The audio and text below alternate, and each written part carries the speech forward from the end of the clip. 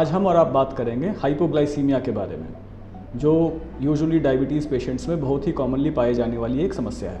Hypoglycaemia है क्या? ये एक कंडीशन है जिसमें आपका ब्लड ग्लूकोज लेवल 70 मिलीग्राम पर डेसीलीटर से कम हो जाता है। हाइपोग्लाइसीमिया किन में होता है? ये यूजुअली डायबिटिक पेशेंट्स में होता है जिनमें इंसुलिन चल रहा हो। और भी कारण हैं जिनके कारण हाइपोग्लाइसीमिया हो सकता है, जैसे अगर आपने बहुत समय से ड्रग डोज मॉडिफाई नहीं करा हो अपने ब्लड ग्लूकोज लेवल्स के अकॉर्डिंगली, अगर आपका ड्रग चॉइस गलत है, या फिर आप खाने के टाइमिंग में कुछ गड़बड़ करते हैं, या तो कम खाना खाते हैं या फिर खाने का टाइमिंग आपका गड़बड़ है। जैसे कुछ पेशेंट्स होते हैं जो सवेरे का नाश्ता बहुत देर से करते हैं, 12 बजे 1 बजे, उनमें अर्ली मॉर्निंग हाइपोग्लाइसीमिया होने के चांसेस बहुत होते हैं। कुछ पेशेंट ऐसे होते हैं जिनका ब्रेकफास्ट और लंच के बीच में टाइम गैप बहुत ज़्यादा होता है, या फिर लंच और डिनर के बीच में टाइम गैप बहुत ज़्यादा होता है, तो इनमें दोपहर के टाइम में या शाम के टाइम में हाइपोग्लाइसीमिया के चांसेस बहुत ज़्यादा हो जाते हैं। कुछ पेशेंट्स ऐसे होते हैं जो सेल्फ डोजिंग करते हैं कि आज चलो 1 रसगुल्ला एक्स्ट्रा खा लिया तो 1 टैबलेट एक्स्ट्रा ले लेते हैं, इस कारण से भी हाइपोग्लाइसीमिया हो सकता है। इसके अलावा कुछ पेशेंट जैसे जो बहुत ओल्ड हों, बहुत सिक हों, उनमें और किसी तरह की बीमारी हो, चाहे किडनी पेशेंट्स हैं, लिवर पेशेंट्स हैं, हार्ट पेशेंट्स हैं, जिनमें टीबी की बीमारी हो या एड्रेनल इनसफिशिएंसी की बीमारी हो, उनमें हाइपोग्लाइसीमिया के चांसेस बहुत ज़्यादा होते हैं।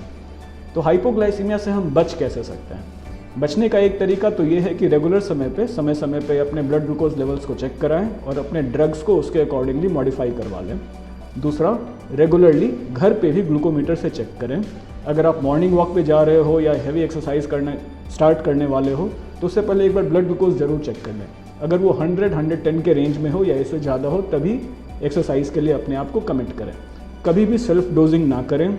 1 रसगुल्ले या 2 रसगुल्ले से आप जो टैबलेट बढ़ाओगे वो उसका इफेक्ट बहुत ही ज़्यादा होगा, हाइपोग्लाइसीमिया के चांसेस बहुत ज़्यादा होंगे। और जब भी आप ब्रेकफास्ट करो 2.5 घंटे हो जाएं, कुछ ना कुछ खा लो। लंच करो, अगर 2.5 घंटे से ज़्यादा आप भूखे रह रहे हो तो कुछ ना कुछ खा लो।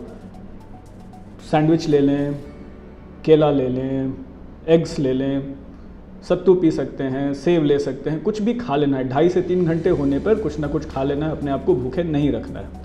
ये कुछ चीज़ें हैं जिनसे आप हाइपोग्लाइसीमिया से बच सकते हैं। इंसुलिन डोज एडजस्टमेंट करना अगर आप सीख गए हों तो आप नाइट टाइम हाइपोग्लाइसीमिया या अर्ली मॉर्निंग हाइपोग्लाइसीमिया से बच सकते हैं। हाइपोग्लाइसीमिया के लक्षण क्या है, सिम्टम्स क्या है? बहुत सारे पेशेंट्स होंगे जो आपको ये बोलेंगे कि पसीना बहुत ज़्यादा चल रहा है, बहुत ज़्यादा स्वेटिंग हो रही है, हमारे दिल की धड़कन बहुत फास्ट हो गई है, पैल्पिटेशन होता है, घबराहट होती है, सर घूमता है, आंखों के सामने अंधेरा छाता है, आंखें धुंधला जाती हैं। ये कुछ सिम्टम्स हैं जो पेशेंट्स आपको कंप्लेन कर सकते हैं।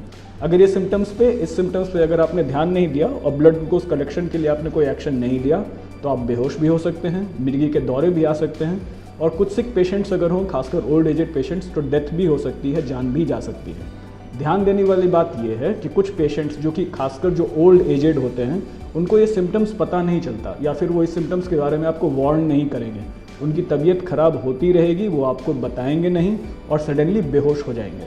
तो इस बारे में आपको ध्यान रखना होगा। इस स्टेज को हम लोग हाइपोग्लाइसेमिक अनअवेयरनेस बोलते हैं।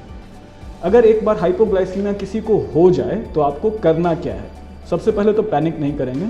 अगर कोई पेशेंट आपको इस तरह का कंप्लेन दे रहा है कि सर घूम रहा है, बहुत ज़्यादा पसीना आ रहा है, धड़कन तेज हो रही है, तबीयत ठीक नहीं लग रही है, या पेशेंट अगर किसी भी कारण बीमार है और आपको समझ में नहीं आ रहा कि क्या हो रहा, तो तुरंत सबसे पहले ग्लूकोमीटर से एक बार ब्लड ग्लूकोज चेक कर लेंगे।